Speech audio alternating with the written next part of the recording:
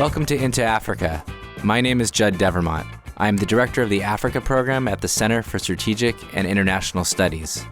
I was the National Intelligence Officer for Africa and worked at the National Security Council. This is a podcast where we talk politics and challenge paradigms. On deck today, South Africa experienced a wave of riots and looting in July. What does it say about the challenges the country faces as a society?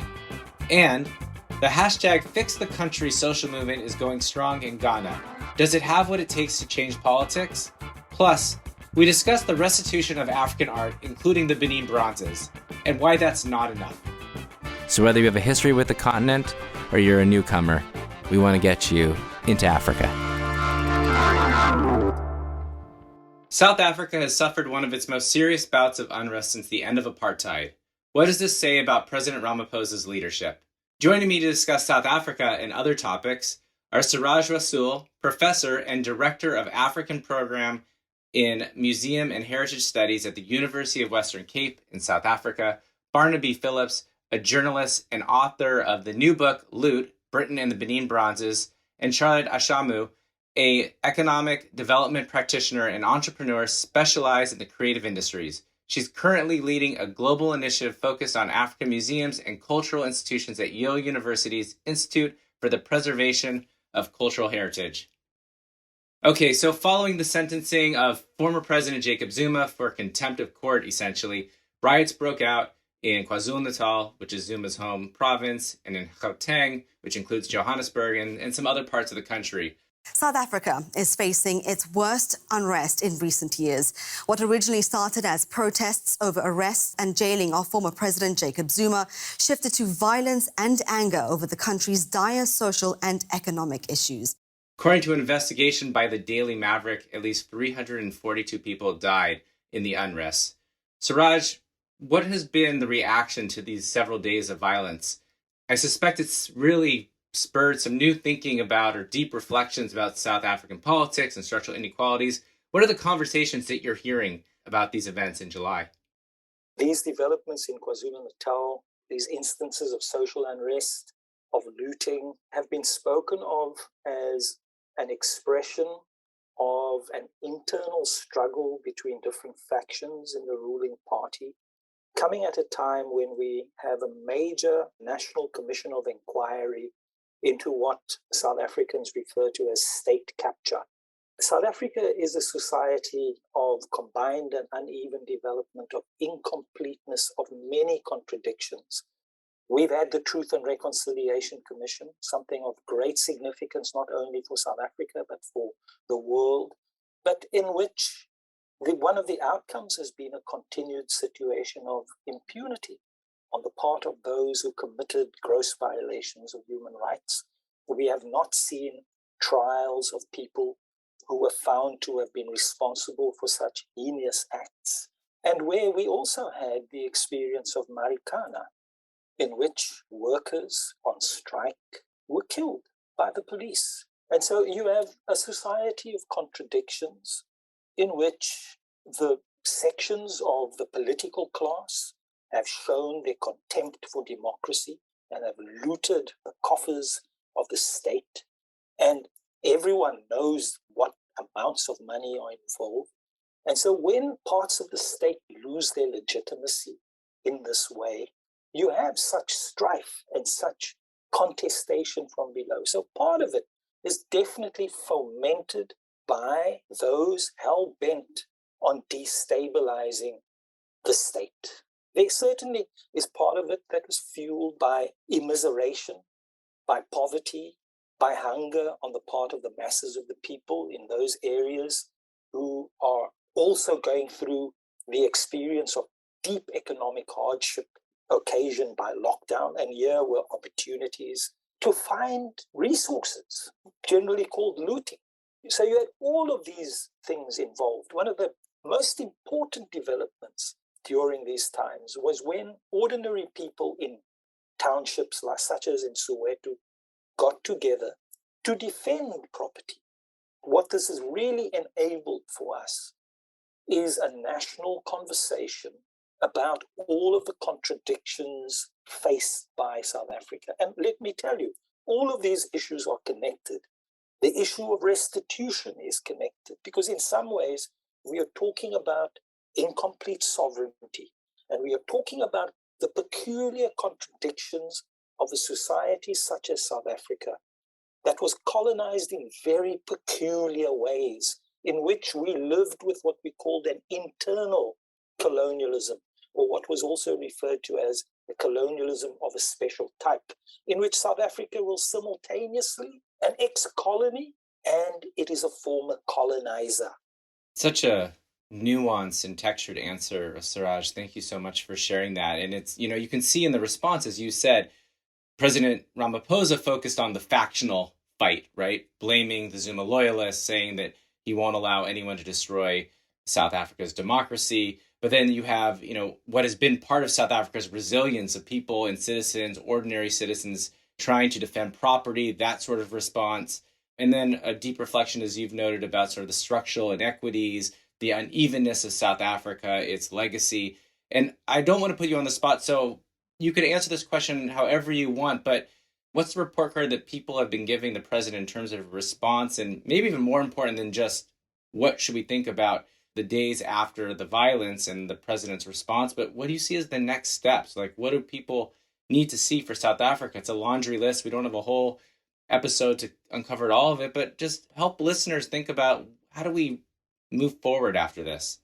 Well, it's very interesting because in the last 2 days, the president has appeared before the Zondo Commission of Inquiry into State Capture to talk about these instances of shuffling of the cabinet, of the firing of ministers, and of how the process of cadre deployment occurs in South Africa, how you become a minister. What kind of qualifications do you need to become a minister? It's been a serious problem where the ruling party appoints people to very important positions in the national cabinet through something which is referred to as the president's prerogative.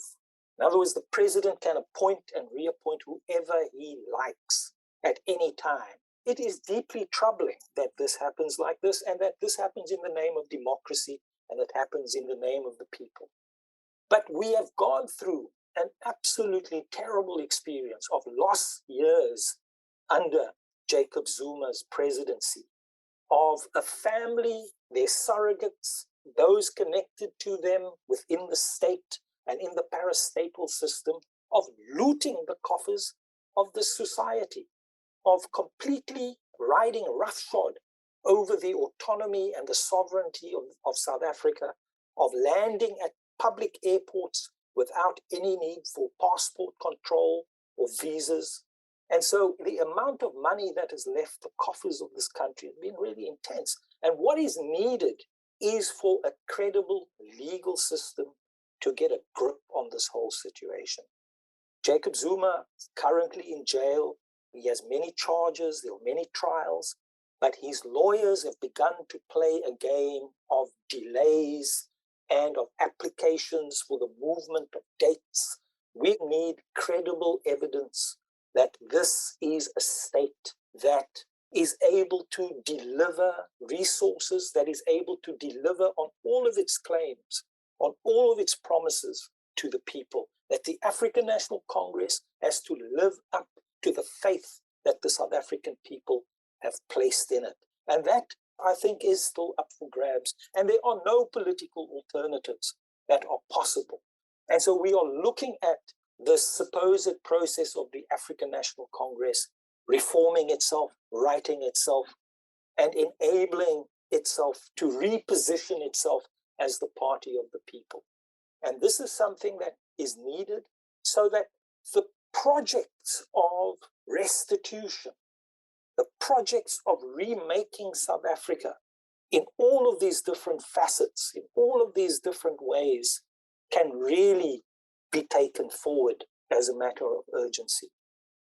Thanks, Ciraj. And I think that you've, in your answer, given us a number of what I would call signposts to think about reform of the ANC, accountability for any of the violence that happened during the riots, but also the continued strengthening and operation of the courts, whether it's respect to Zuma or the Zondo Commission or looking at state captures. So that's extraordinarily helpful. Thank you for that.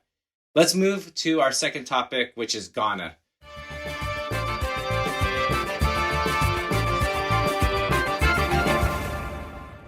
There's been a new social movement known as #FixTheCountry, and it's been calling for more jobs, an end to corruption, fewer taxes, and better education.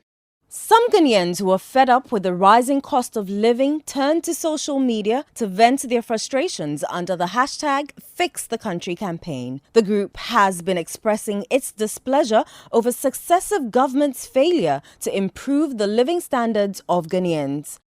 In early August, thousands went to the street to rally against the government. And the government seems concerned, or at least its supporters seem concerned, and they've created their own rival hashtags, #FixYourself and #FixYourAttitude. So here's my take. It does seem like this social movement campaign has legs. It's been active since May. It's resilient and resonant, at least with a certain segment of Ghanaian society.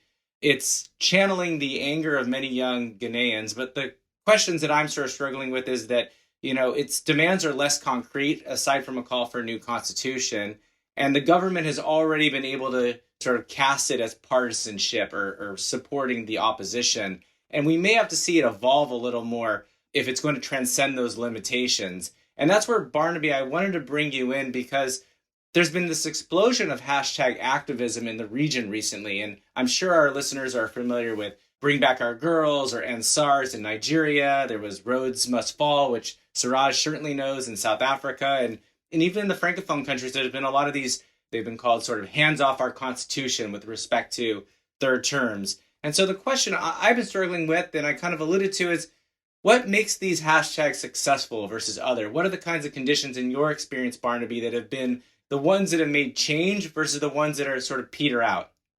I think they tend to be successful when they have a specific goal that is attainable and tangible, and they're asking for something concrete from an institution which is inclined to give way, if you like. So, for example, Rhodes Must Fall, well, in its initial phase, talking about a specific statue of Cecil Rhodes and asking the University of Cape Town for that statue to come down, that's quite attainable, that's quite achievable, realizable. When you move on to a wider goal about decolonizing the university curriculum, not only in South Africa, across the world, well, then things become not so well defined and more ambitious. It also depends a lot, of course, on whom you are asking this change from.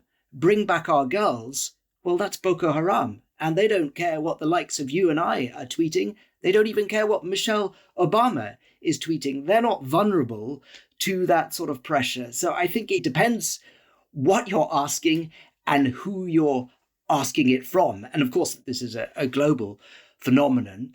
I think also that the digital world, for all its power, can't remain in isolation, that there has to be a twin movement, if you like, in the real world that can channel the outrage and that can formulate real policy demands that, in practical terms, for example, can go and actually meet politicians or meet the university chancellors who you want change from, that there's a structure behind it. So I'd suggest that those are the means through which hashtag movements can achieve success. Yeah, I think that's aligned with the way that I think about it. I mean, hashtags can be incredible mottos and thematic, right? And I think in America, we've seen some of that as well around Black Lives Matter. And then it sort of becomes a way we think about things. So it still can sort of be frame setting, but that twin movement, like we do have in the US, and we saw with some of the hashtags that we're talking about, Occupy Nigeria, which some people don't know about, I think also kind of gave a framing, or Occupy Wall Street in America. So I think we'll have to wait a couple more months to see whether Fix the Country, where ultimately it goes and how it pushes the conversation. But I think it's definitely something to watch. Okay, we're going to move to our final topic.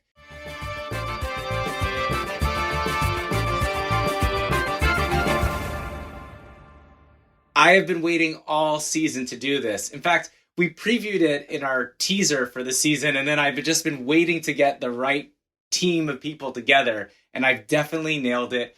The three of you have really been on the front lines thinking about, writing about, working with museums on this topic. So I'm really excited to hear your thoughts on this very tough topic around restitution and cultural heritage. And probably for most listeners, the starting point is the Benin Bronzes, which has gotten probably the most attention. These were stolen by the British in 1897 and then sold or handed over to museums all over the world, largely in the global north. And Barnaby, you wrote a great book, Loot, which I have really enjoyed. And you talk about this original sin and then all of the debates around what to do with the Benin Bronzes and really the history of how Nigeria and Nigerian museums have engaged with the global north around restitution. And I hope maybe just to get us all on the same page, you could walk us through the history and the state of play. The Benin Bronzes, as you say, have become emblematic of the debate around restitution, I believe, for two reasons. Firstly, because they are so fabulous, amongst the greatest works of art, as we now perceive them, in the West, and also the manner in which they were taken was so egregious, and towards the end of the initial period of colonial expansion, very well recorded, even on photographs, very well documented, certainly from the British side. So the evidence of what happened is there, and I think that's why it's captured people's imagination. The Benin Bronzes come from the ancient West African kingdom of Benin, which is in modern-day Nigeria, not from the Republic of Benin, the smaller francophone country immediately to the west. So that's the cause of some confusion, of course. They date back many hundreds of years. The Benin kingdom interacted peacefully with successive waves of European explorers and traders, the Portuguese, the Dutch, the French, and finally, the British. But of course, by the mid-19th century, the nature of imperialism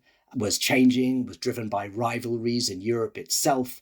There were bigger commercial interests. The British were interested in rubber, they were interested in palm oil, and they toppled the Oba, the king of Benin, in 1897, sent him into exile, incorporated his lands into what became the protectorate of Nigeria, and almost incidentally, looted these thousands of extraordinary works. Most of them are actually not bronze, they're many are brass, but when we talk about Benin Bronzes, we're also talking about some wonderful ivory carvings. They were objects of religious, cultural, sacred significance, but once taken to Europe and seen under the cold aesthetic eye of Europe, they became works of art. Several hundred ended up in the British Museum. The British Museum still has the largest collection, but most had been taken by individual officers and were distributed, as you said, primarily around the museums and private collections, initially of Europe, later the United States from the mid-20th century.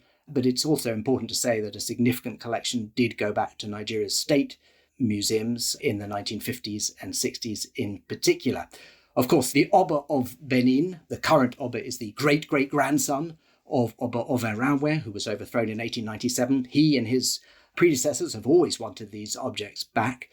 So from their point of view, this is absolutely not a new issue. But as everyone on this conversation knows, it's an issue that has taken on extraordinary momentum over the last 5 years. I think some crucial points: President Macron of France going to Ouagadougou and Burkina Faso in 2017, making a quite strong speech that took people by surprise, effectively saying it was no longer acceptable for Africa's cultural heritage to be predominantly in European museums. He commissioned a report, the Savoir report. It came out the next year. It was much stronger than many people in Europe had anticipated. It pertained specifically to France, but it sent shockwaves, I think, through German and British museums in particular. And then, of course, there was Black Lives Matter, particularly in the summer of 2020. And if it began in the United States, focused around police brutality or police racism, it took on different forms in different parts of the world. And certainly here in London, I felt it put a laser sharp focus on issues of colonialism. And so there has been great momentum, great pressure around the Benin Bronzes, and things have moved quite fast in the past few months. The German government saying that it intends to return its Benin Bronzes.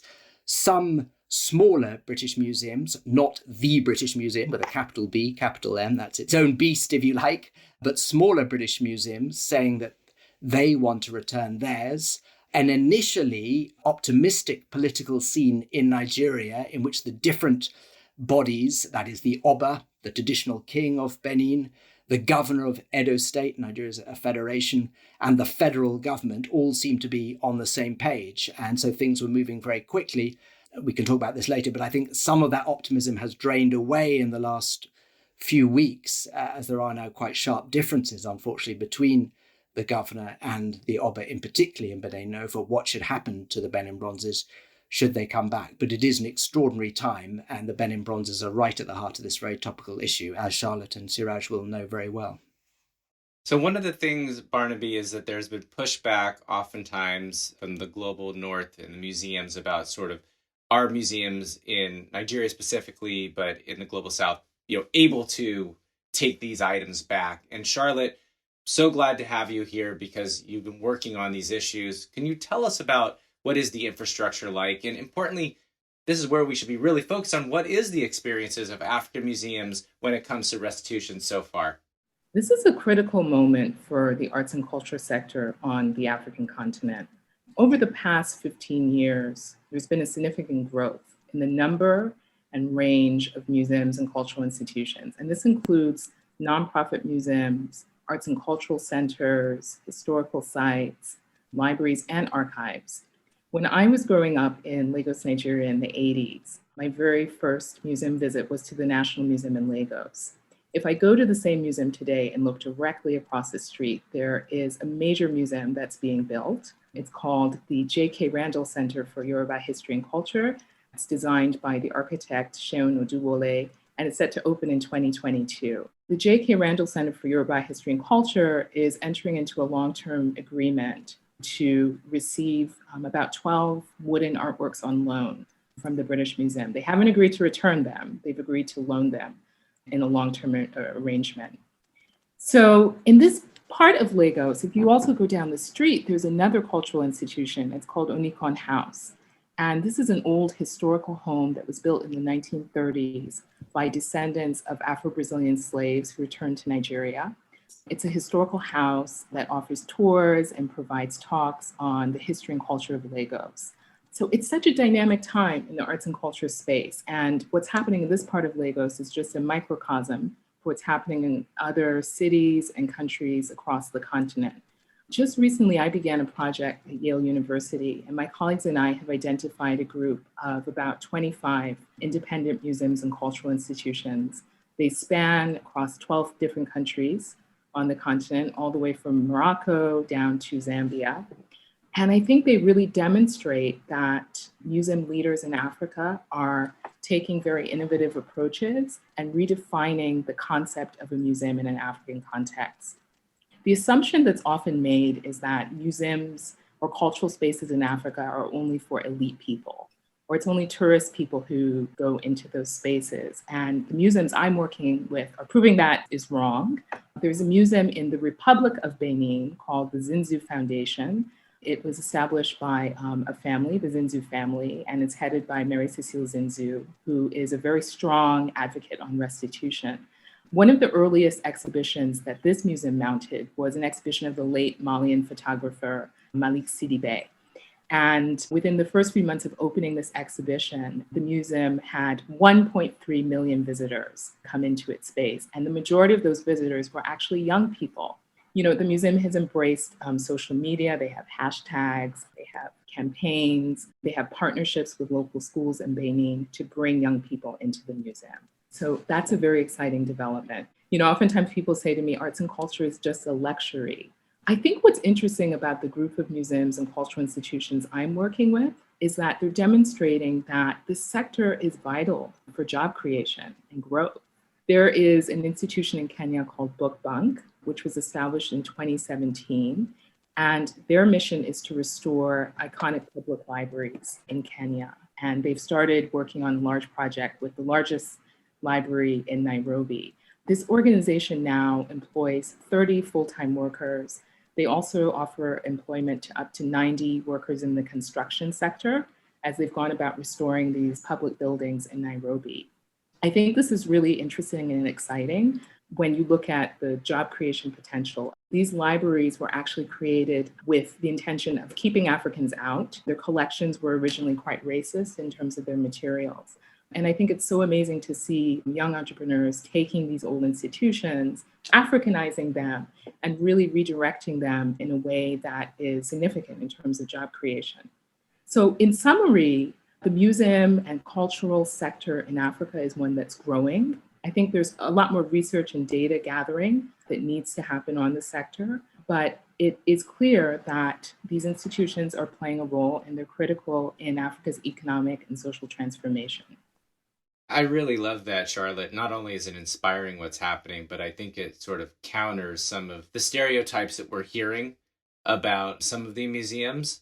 But Ciraj, I want you to help us and maybe expand a little bit on what Charlotte said and just add your own perspective. You're one of the principal investigators of the international project Action for African Cultural Restitution, AARC. What else do people need to know about museums and this issue of restitution? Thank you so much, Judd. And it was just so beautiful listening to Charlotte. She could have gone on for much longer. We are called Action for Restitution to Africa. And it's a project that was originally conceived before lockdown, before the pandemic, to have conversations about what needs to be put in place to enable restitution to be realized, to build the possibilities of African restitution claims. We are going about the project in a very different way that involves the making of inventories, provenance research, and building a knowledge bank of what artifacts from different African societies are held in what European repositories and museums. But I suppose the most important work that we have to do is about what we mean by restitution itself, because we often limit ourselves to a meaning of restitution that has to do with the legal, the diplomatic, the collections management aspect, and the question of where the most ethical and politically appropriate location is for the artwork and the artifact to be located. And obviously, when you're dealing with histories of looting, and when you realize just the extent to which museums have not merely been beneficiaries of expeditions of conquest, but were embedded in the very process of conquest itself, you learn the extent to which museums are not the kinds of institutions of care that we really associate them with. But we are learning about just the extent to which restitution does not only mean physical movement and the physical return of the object into a new African National Museum, but restitution is a project of social restoration. You're talking about generations of people who have lived in many cases with their dignity in tatters as a result of conquest, as a result of what colonization did to people's image of themselves. Colonialism was such a multifaceted process. And we also need to think of the different ways in which colonialism operated to be able to address the problematic of Southern Africa with its settler internal colonialism and what kinds of conditions those produced. And so in our project in South Africa, we work with colleagues in Namibia because we realize that there is restitution work that needs to be done between South Africa and Namibia. South Africa was a regional power in a sense with its own empire in Southern Africa as a kind of sub-regional power. And it had formal colonial authority over Namibia. And at the same time, I mean, as you spoke about earlier, we are needing to think about restitution alongside decolonization. Because we have to think about the concepts and the knowledge systems that surround the artifacts and artworks. And here we are really talking about the problematic of the ethnographic, of what in Germany and elsewhere they call the ethnological, and the extent to which African people were colonized through ethnology, through the ethnographic museum. And we also need to understand the extent to which human remains collected for the purposes of racial science and taken into museums in Europe and in a society such as South Africa, that racial science developed in a very close association with what we call cultural anthropology. So what's become very clear across Kenya, Ghana, South Africa, is that the ethnographic museum has no future in the democratic possibilities of remaking African societies. That the Ethnographic Museum is an institution of conquest. So there is a lot of work that needs to be done at an epistemic level, and there is work to be done at a very basic level of creating the institutions of widening the democracy.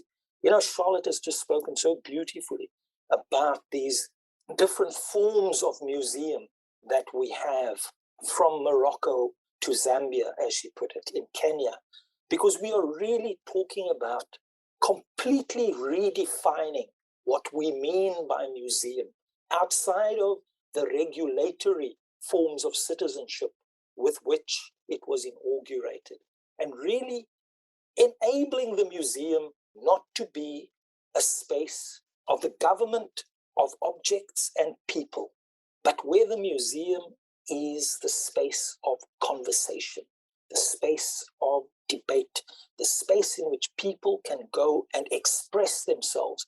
Ciraj, the way that you have broadened the definition of restitution, right, to be restoration, redefinition, decolonization, all of these concepts, I think really sets up us nicely for the remainder of our conversation. Maybe we'll just start back with you, Barnaby. The final chapter of your book is "We Can Make It a Win-Win." That's not your quote. I believe that was someone associated with the Oba's Palace. But what are people in Nigeria saying about the way forward, whether it's the governor or the federal government, the Oba's Palace? And maybe what do you see as the way forward? Well, I was delighted that Charlotte spoke about Seun Adewole's plans in Lagos. I had the privilege to meet him in London just this week, and his vision for, I think he's now calling it the John Randall Centre, just over the road from the National Museum. And that's such a powerful metaphor, because the National Museum of Lagos is a dying institution, a colonial institution, but one that at the time of the late 1950s, early 1960s, there was such hope around it. In my book, I explain how thousands of people were cramming to get into it. And now just over the road, Seun is trying to build that kind of museum, as Ciraj says, which starts conversations and is not a place of objects in glass vitrines, a dead space. And I know that is what Sir David Ajayi's vision is for the new museum in Benin City. I can see a book by him behind you there, Judd. He says, he has to create a place that speaks to people. So that there are, of course, grounds for great optimism. I think particularly the Benin Bronzes, the objects I know the most about. It was Governor Godwin Obaseki who said we can make this win-win. What he meant was there are so many thousands of Benin Bronzes that there are, to put it crudely, more than enough to go round, that the Edo people can be reconnected with their heritage, the federal government can have a wonderful collection, but also millions of people in London, in New York, in Tokyo, in Mexico City can share in this wonderful heritage whilst acknowledging all the things that have gone wrong in the past. But I do think things are moving very quickly, and I think this is worth bearing in mind. Talking to people who are trying to set up the new Edo Museum in Benin City, they say, frankly, the problem is not a shortage of European or American museums that want to give objects back. We've got more than enough of those. The challenge is here in Nigeria.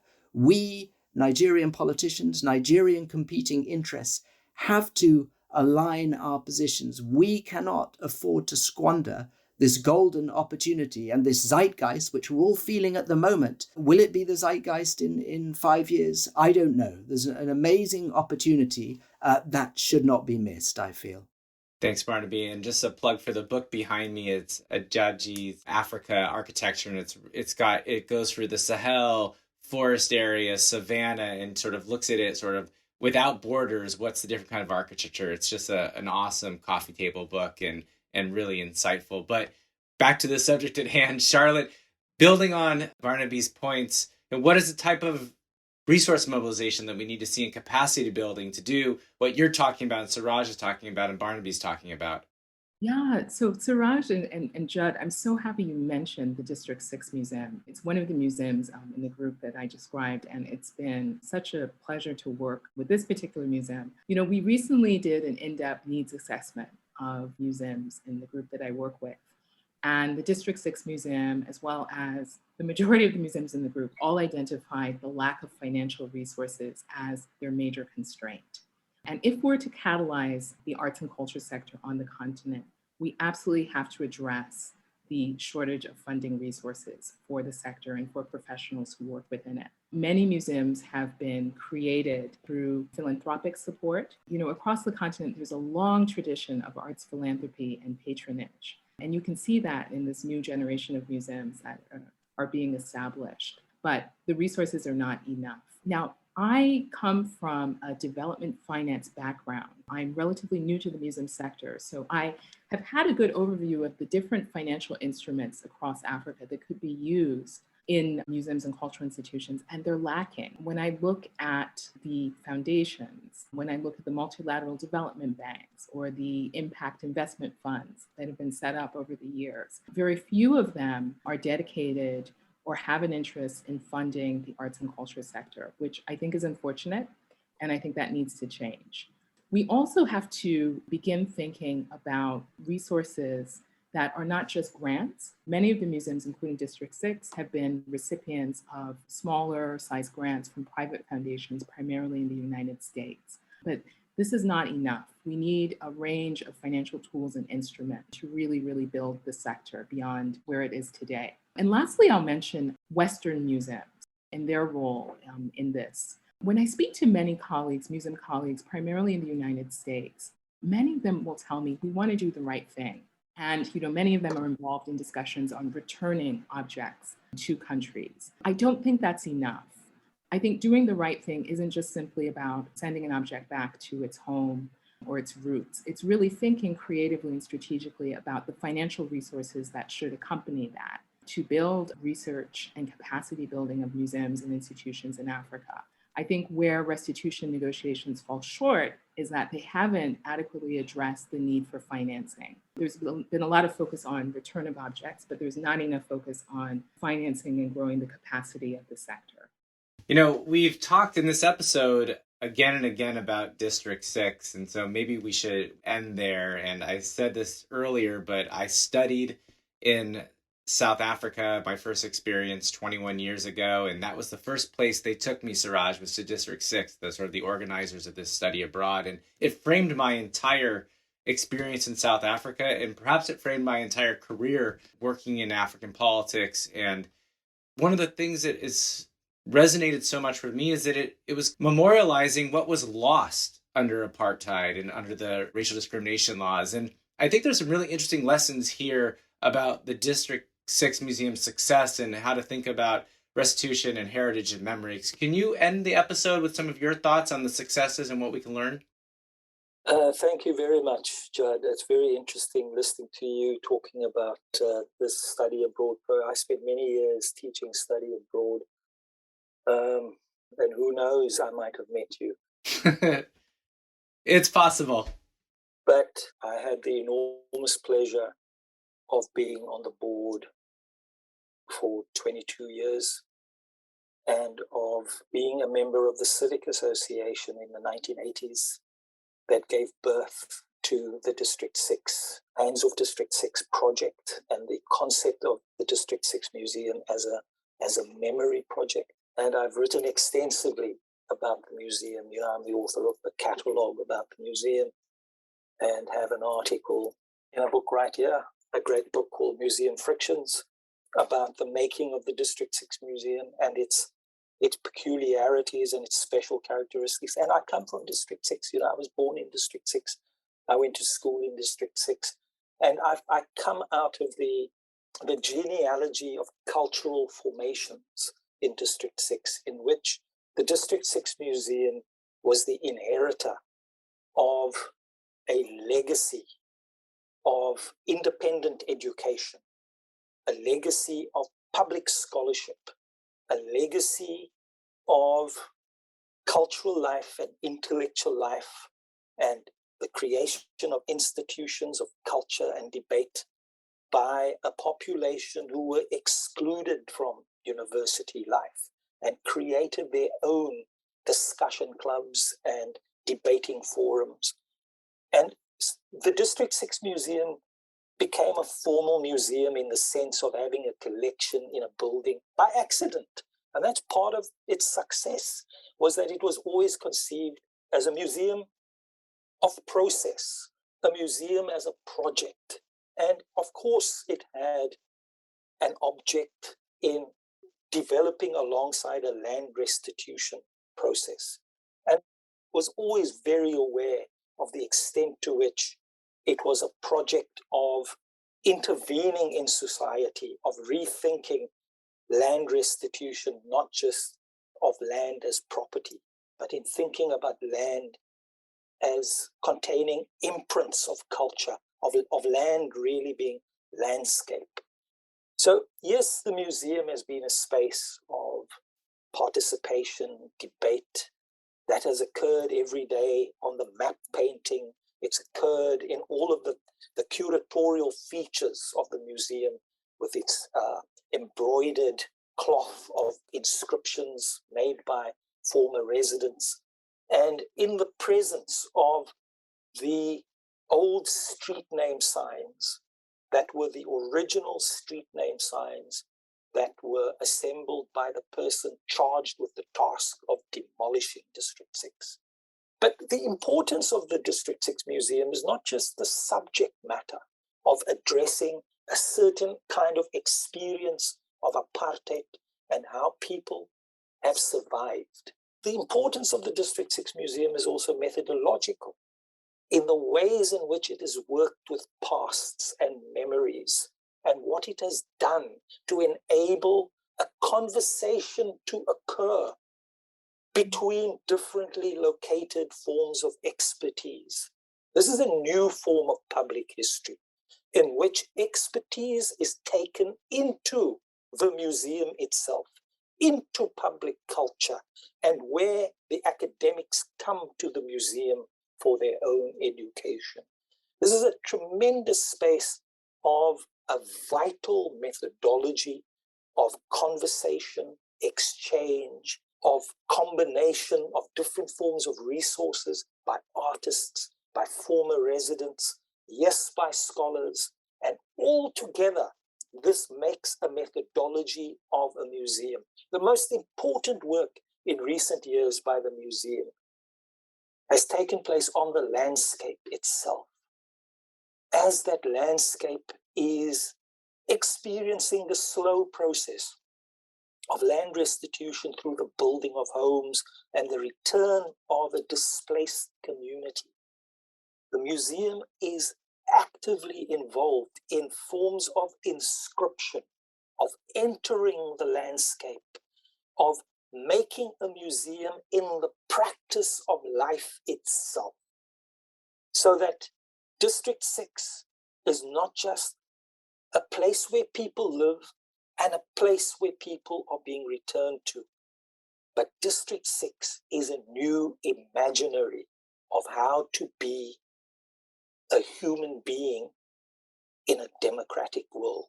Ciraj, Barnaby, Charlotte, thank you so much for this conversation. It was really incredible. I want to encourage our listeners to please check out Loot, Britain, and Benin Bronzes. It is definitely worth your time. It's a fantastic read. In the show notes, we'll have links to everyone's stuff because I am sure our listeners want to learn more and engage. So thanks everyone for your time, and the next episode will be up in 2 weeks. Thanks.